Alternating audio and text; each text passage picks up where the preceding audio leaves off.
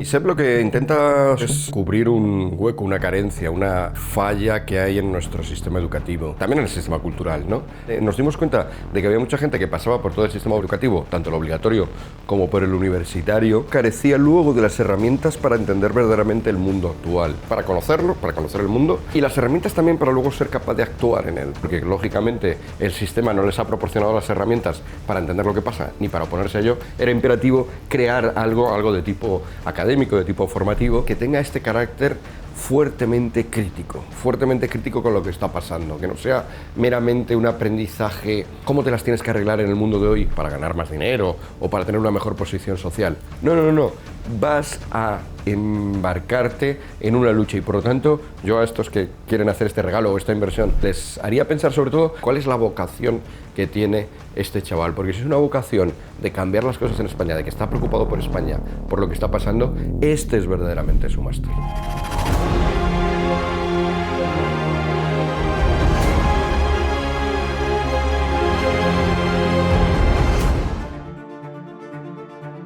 Comenzaba 2020, el año de la pandemia, y a pesar de ser un año convulso, o precisamente por eso, un espacio que faltaba en España comenzó su andadura.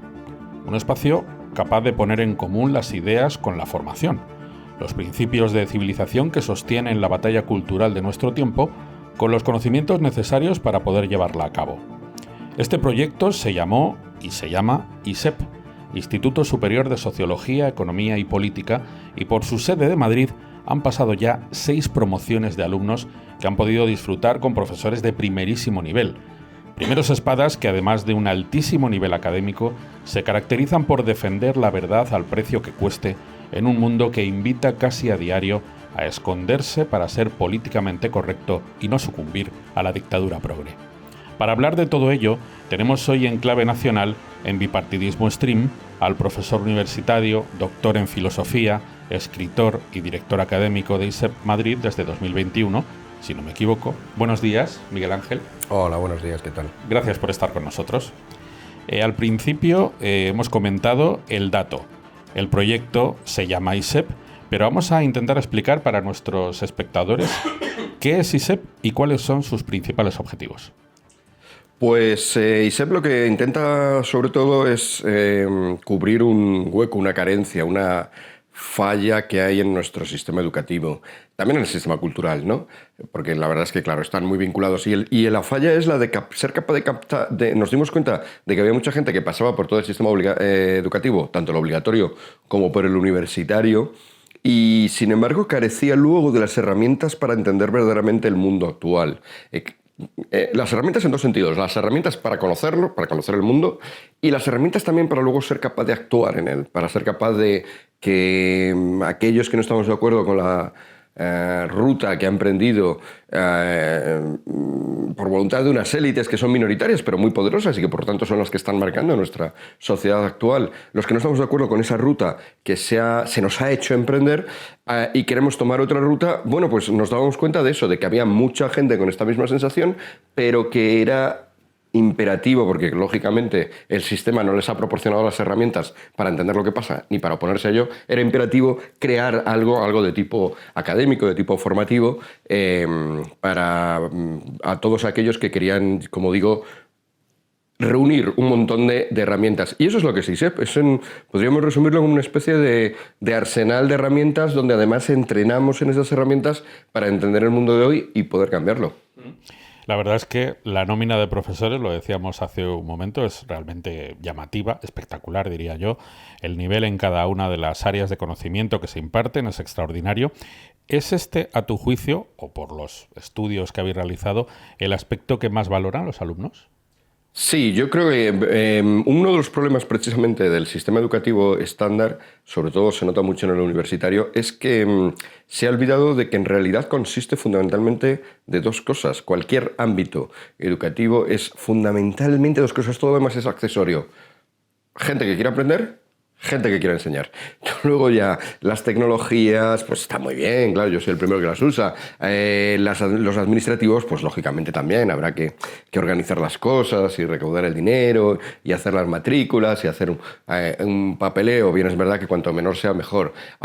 Yo qué sé, los pedagogos, todo eso está muy bien, pero casi si me apuras no haría falta ni siquiera, en el caso de Aristóteles, por ejemplo, se puede ver paradigmáticamente, no hace falta casi ni un edificio, ¿no? Se puede enseñar caminando, ¿no? Los peripaptéticos los llamaban precisamente por eso, porque a menudo daban las clases caminando, ¿no? Ese anhelo de poder aprender por parte de unos y enseñar por parte de otros, y que además se intercambia durante el proceso educativo, porque el que aprende a su vez está enseñando al que enseña, ¿no? Es esto de que decimos los profesores siempre, de que aprendemos muchísimo dando clase. Esas dos partes son siempre en lo que hay que insistir. La universidad se ha olvidado de esto, se preocupa de todas esas cosas que he dicho antes muchísimo, y de esto cada vez menos. Los profesores cada vez están más frustrados, los alumnos ni siquiera van a clase muchas veces por esto mismo, y nosotros todo lo contrario, nos preocupamos de una muy buena selección de alumnos. Por eso tenemos un proceso de selección que garantiza, porque además está muy estudiado, que uno aprende tanto del profesor como de sus conmilitones, digamos, ¿no? de sus compañeros. Nos preocupamos de la selección del alumnado y nos preocupamos también, efectivamente, de una buena selección de personas que tengan cosas realmente que contar, realmente que aportar a esta lucha que decíamos antes. Uh-huh. Permítame que le pregunte por varios de ellos. Bueno, lo primero decir que Miguel Ángel Quintana Paz, que es un filósofo y escritor brillante, es también profesor y da clases. Sí. Pero le voy a pedir que hable de usted mismo. Pero sí, por ejemplo, de Luis del Rivero.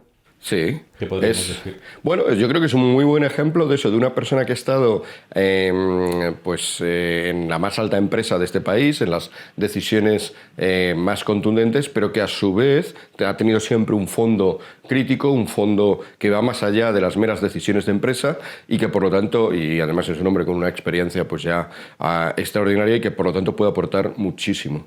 Jaime Mayor Oreja.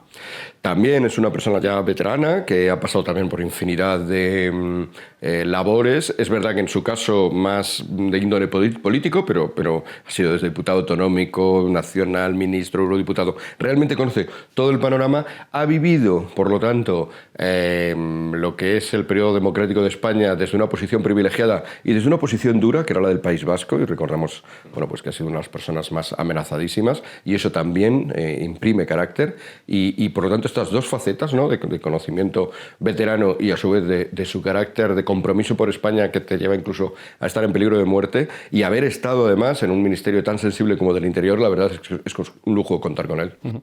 Carlos Hernández Quero es diputado por Vox en el Congreso y portavoz de Vivienda, además, ¿no? Correcto, y es un ejemplo, bueno, pues después de hablar de Luis del Rivero, de Jaime Mayor Oreja, que son dos personas con una experiencia amplia, en el caso de Carlos nos vamos a uno de esas jóvenes brillantes que enseguida empiezan a aportar un montón. Empezó a aportarlo en ISEP, él fue alumno en la primera promoción de ISEP en el año 2021.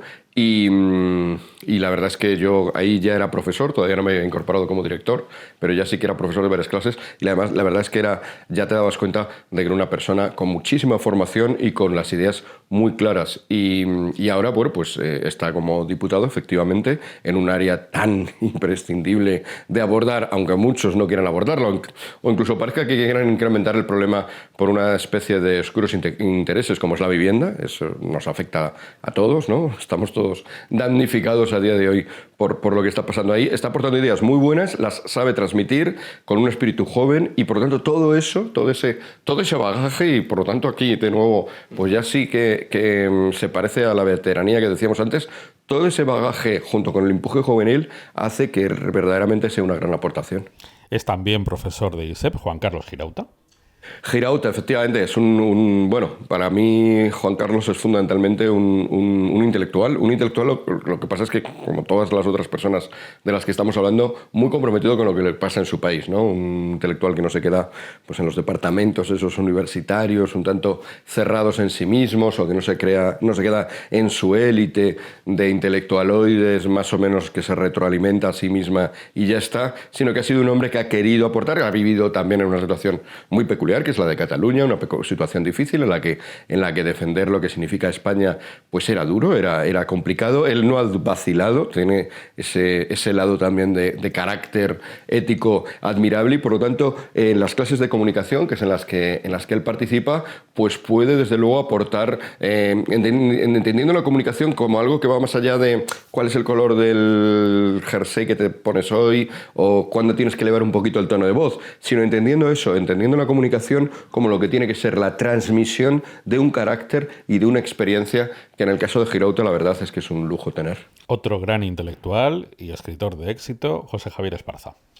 Sí, es una persona de nuevo multifacética, ¿no? La gente le conoce en televisión fundamentalmente, pero hay que decir que las clases que da, que son de historia, pues son como sus libros, que también son otra de las áreas donde tiene un señero y más que merecido éxito. Son absolutamente a la vez de ilustrativas, amplias, eruditas, a su vez son entretenidas, te hacen captar lo que verdaderamente está en juego, te hace ir al centro de las cosas y por lo tanto en un área como esa, como la que estoy citando, la de la historia, en la cual es él además coordinador, pues nos parecía muy importante. Esto refleja mucho el carácter de ISEP, ¿no? Que no se cosechen meramente conocimientos aislados o eruditos, sino que se penetre del todo, ya digo, y para ello Esparza es fundamental, se penetre de todo en el sentido que tiene para desde ahí, lo que decíamos antes, entender el mundo de ahora. Solo entenderemos nuestro presente y sobre todo diría más nuestro futuro si entendemos nuestro pasado. Estudiar historia no es mirar al mundo de atrás, que es muy interesante por sí mismo y entretenidísimo, y más con Esparza, sino que estudiar historia es mirar al mundo del futuro. Otro de los profesores más aplaudidos es Enrique García Márquez, sin duda. Correcto, de nuevo también un todoterreno fuera de serie en todas las facetas que aborda. De hecho, es significativo en las propias clases que da en ISEP, que tiene intentamos reflejar un poco esas distintas facetas. Es un magnífico columnista, Márquez, y da clases de columnismo. Es un pensador que ha comprendido el conservadurismo y que lo ha trabajado y que ha escrito sobre él y lo ha transmitido muy bien y da también clases de conservadurismo. Y luego, pues bueno, es uno de los grandes poetas que hay hoy en día en España y ese conocimiento de la belleza a través del arte poética y ese conocimiento de la estética hace que también nos dé unas clases en el área de filosofía, nos dé unas clases sobre estética que también son muy apreciadas. Y ahora le voy a preguntar a un filósofo por una filósofa, que es Mariona Llompart. Correcto. Mariona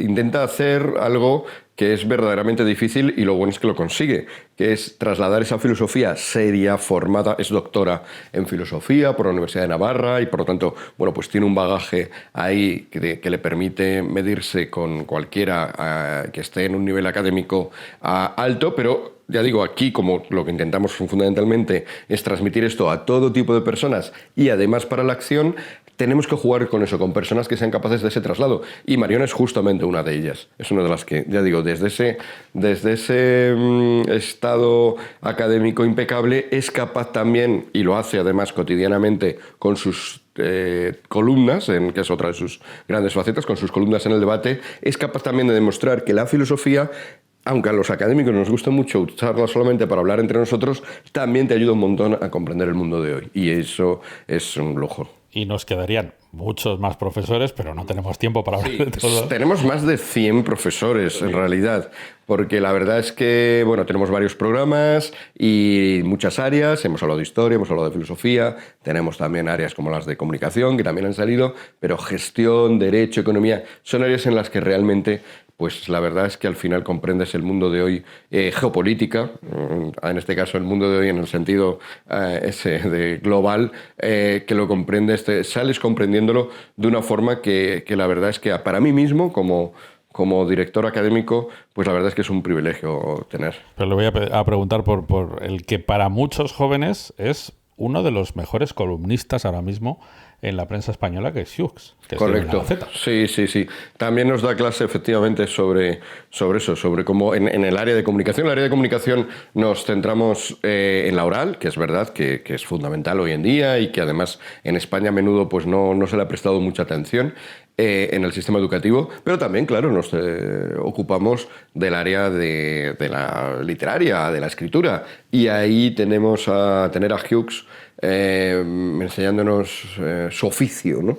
Y enseñándonoslo de manera práctica y muy apegada, y además, efectivamente, con una visión de las cosas que es extremadamente original y siempre ilustrativa, pues es algo que, la verdad, contar con él nos satisface muchísimo a todos. Dice usted en la presentación de la web de ISEP que uno de los objetivos consiste en enseñar verdades hoy incómodas y dotar a los alumnos de armas y de escudos con que defenderlas. Parte de esa batalla de defensa de la verdad se desarrolla hoy en redes sociales, y le voy a ampliar la pregunta. ¿Considera que es un buen campo de batalla o tiene importantes límites? Bueno, tiene límites, como todo, y efectivamente son importantes, y a veces, como están preparadas un poco para absorber nuestra atención, pues lo primero que nos hacen olvidar es eso, que tiene sus propios límites, pero también es verdad que nos ofrecen una herramienta que hasta ahora no habíamos tenido, y es la herramienta de que cualquiera de nosotros, sin importar la importancia que tengas, sin importar la influencia que tengas, sin importar pues que estés ubicado en esta ciudad o en este estrato social o en este otro, puedas acceder a la conversación pública. Esto es absolutamente inédito. Y esto permite, y ha permitido ya en muchos casos, eso, que voces públicas nuevas pasen a primer plano meramente por la valía de lo que dicen, no por estas otras cuestiones aledañas que decía antes. Y por lo tanto, en ese sentido, es un instrumento de democratizador. Es un instrumento... Es verdad que, como ocurre siempre con la democracia, pues bueno, tiene sus vicios y puede caer también en sus problemas, pero van a estar ahí, han llegado para quedarse.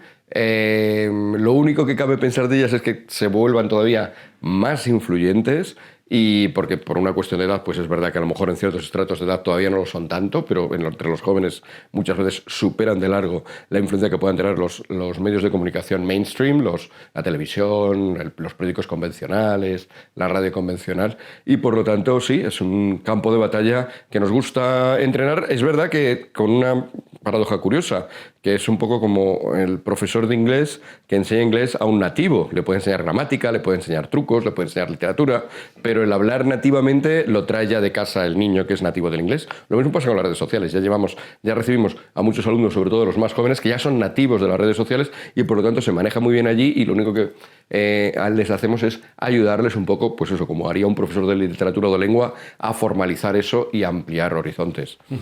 En el programa de liderazgo y gobierno, los alumnos de ISEP aprenden materias tan variadas como historia, geopolítica, filosofía, gestión, derecho, economía o comunicación. La impresión, y lo comentaba hace un momento hablando de Marina Jumpert y de la filosofía, es que son humanidades muy pegadas al terreno, es decir, de aplicación práctica para una sociedad exigente en el terreno laboral como es la de hoy, y cambiante, ¿no? Correcto, y además ahí no hay ningún tipo de perversión o de achatamiento de las ideas. Cuando pensamos en los que crearon esas ideas, en los que las idearon, en algunos casos hace ya 2.400 años, sin embargo nos damos cuenta de que en su momento ya estaban muy pegadas al terreno, ya estaban muy pegadas a las preocupaciones, ¿no? Estoy pensando, por ejemplo, en Platón, que es un hombre que intentó hacer política pues 3 veces en su vida. Es verdad que le salió un poco mal porque tuvo que ver con tiranos y en Siracusa, y bueno, pues en aquella época que te vayan mal las cosas significaba que podías acabar de esclavo.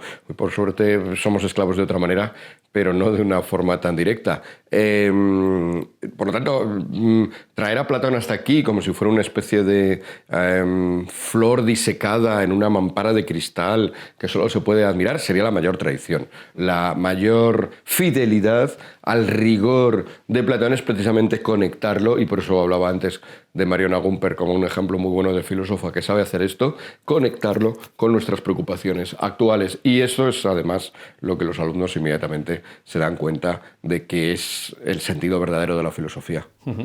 Imaginemos esta situación, Miguel Ángel: unos padres, o unos abuelos, o unos tíos generosos quieren regalar a su hijo, nieto o sobrino un máster para ampliar su formación, y tienen, en fin, varias ofertas sobre la mesa para elegir. ¿Por qué recomendarías escoger la opción de ISEP? Que además creo que justo estamos en un periodo de matriculación. Correcto, y de selección de alumnos. Pues bueno, en general en formación o en la buena formación, lo primero que hay que decir es que los regalos que está muy bien regalar y es loable, y una sociedad sin regalos no sería horrible vivir, pero los regalos en este caso son también inversiones, a fuer de sinceros, no se trata de economizarlo todo, pero en la formación siempre se trata de eso, de invertir en el presente para tener un futuro. ¿Y por qué este regalo e inversión sería muy deseable frente a otros? Bueno, pues porque lo que decimos antes, realmente no va a conseguir, no va a lograr encontrar nada parecido. Habrá muchos donde te enseñen sobre bolsa o donde te enseñen sobre la economía actual o te enseñen sobre la práctica de la abogacía o incluso, pues eso, los hay también para prepararte másteres de historia, másteres de filosofía, para prepararte en estas disciplinas. Pero no va a encontrar ninguno que reúna todas las que he citado y más, geopolítica, comunicación, gestión,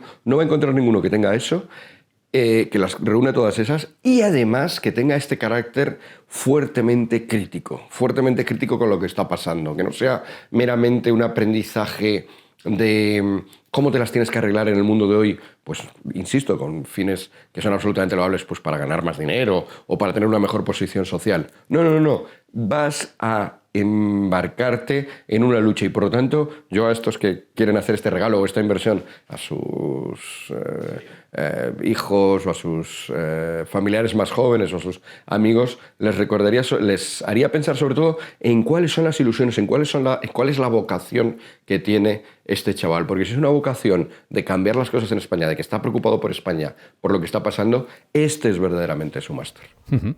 Llevamos años hablando de la necesidad de dar la batalla cultural, esto lo hemos oído muchas veces, y lo cierto es que parece que esa batalla empieza a dar frutos visibles en todos los órdenes, pero también el mundo woke, la anticivilización, sigue teniendo mucho poder a nivel mundial, esto es indudable. ¿Sería entendible caer a veces en el pesimismo o en la resignación? Sí, entendible es, porque no somos de hierro y por lo tanto pues es humano, ¿no? A veces preguntarte, precisamente por el inmenso poder que hay enfrente. Lo estamos diciendo indirectamente, el hecho de que seamos el único máster que tiene estas características, pues es ya significativo de que estamos en contra del curso del mundo, en contra del establishment, en contra de qué está pasando, pues sin ir más lejos, en estas grandes universidades americanas, a las cuales parece que ahora pues Trump sí que quiere aumentar un poco la pluralidad en ella. Son ya grandes instituciones legendarias que justo por eso tenían que tener un aprecio por nuestra civilización. A día de hoy están trabajando en contra de nuestra civilización, como bien has dicho. Están tratando de socavarla para sustituirla por otra, como también has dicho, ¿no? Bueno, por otra de índole progresista, woke, como queramos, nueva izquierda, como queramos llamarlo. Desde luego es una civilización distinta. A muchos este proyecto no nos convence, pero vemos que avanza, esto es indudable, está avanzando. Es verdad que ahora se le han empezado a ver algunas de las grietas y está muy bien, y esas grietas a lo mejor en un momento determinado pues hundan todo el edificio. A lo mejor son solamente grietas con las cuales, bueno, pues va a sobrevivir y la batalla será larga. Yo creo que las batallas en general, no hay que darlas por la esperanza de la victoria. Está bien tener esperanzas, claro que sí, pero ese no debe ser el motivo fundamental. Las batallas hay que darlas por deber, por cumplir el deber, cuando te das cuenta de que hay que darlas, de que si no las hicieras estarías faltando a aquello que te está pidiendo tu convicción ética más íntima, tu apuesta por tu patria, tu apuesta por tu civilización, tu sentimiento de que las cosas, de que el mundo, de que la vida tiene sentido, y ese sentido se entiende mejor en una civilización como la nuestra, una civilización heredera de Atenas, de Roma, de Jerusalén, heredera de la cristiandad, heredera de la filosofía, del pensamiento, de la apuesta por la verdad, de la apuesta por las instituciones, de la apuesta por una moral como es la moral cristiana, que atiende al débil y que le mira pero no le deifica, como hace a menudo el progresismo, porque sabe que hay cosas superiores, más sagradas que cualquiera de nosotros los humanos. Esto que lo comparte mucha gente, creyente o no, porque hay luego ya la fe personal pues es otra cosa que cada uno desarrolla en su vida privada, pero mucha gente se da cuenta de que prefiere una civilización montada sobre estas bases a esa otra que decías, que está viniendo. Toda esa gente, la verdad, es que creo que junto a esta percepción de lo que está pasando, siente el impulso de luchar. ¿Hay que desesperarse? No. ¿Hay que estar seguro de la victoria? Pues no, claro, es incierta. ¿Y los medios de comunicación tradicionales, mainstream, ¿Qué peso real tienen entre, sobre todo, los jóvenes? ¿Son decisivos en esa batalla cultural? Bueno, hay gente que no ve ya la televisión, hay gente, y sobre todo gente joven. Yo en eso soy un poco antañón, porque tampoco la tengo, no tengo conectada ni siquiera la antena, pero bueno, cada vez hay más gente que no ve la televisión, que no ve...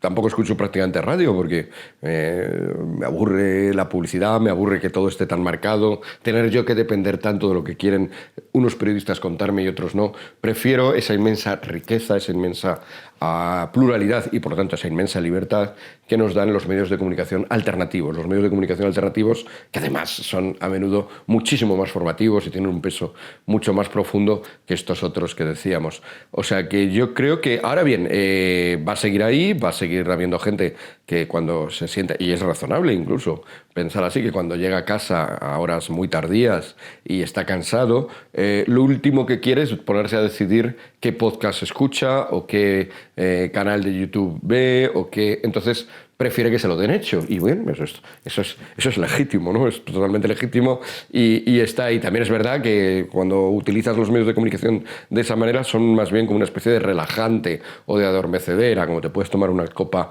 de whisky, mientras que es la función formativa, informativa y de entretenimiento que te hace mejor persona, esa, que tradicionalmente se hablaba de ella en los medios de comunicación, ahora hay que matizar, sí, esa de informativa de verdad, formativa de verdad y de un entretenimiento enriquecedor, está más en los medios alternativos.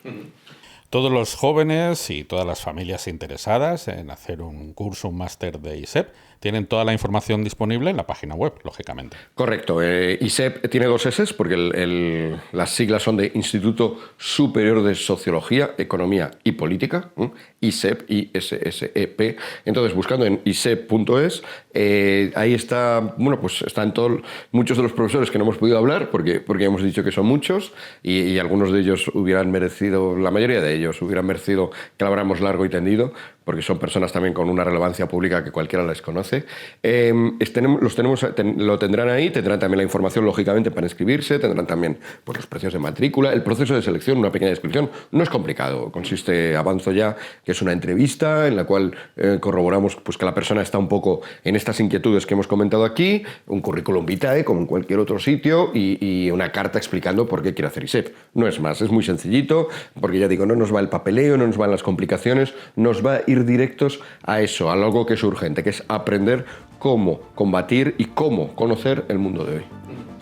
Pues Miguel Ángel Quintana Paz, director académico de ISEP Madrid, ha sido un auténtico placer. Muchísimas gracias por estar en Clave Nacional en Bipartidismo Stream. Gracias a Bipartidismo Stream por ampliar y por convertirse en lo que decíamos antes, en un medio de comunicación que ayuda a la gente a formarse, a comprender y que abre ventanas a otros que estamos en ese mismo empeño. Muchas gracias.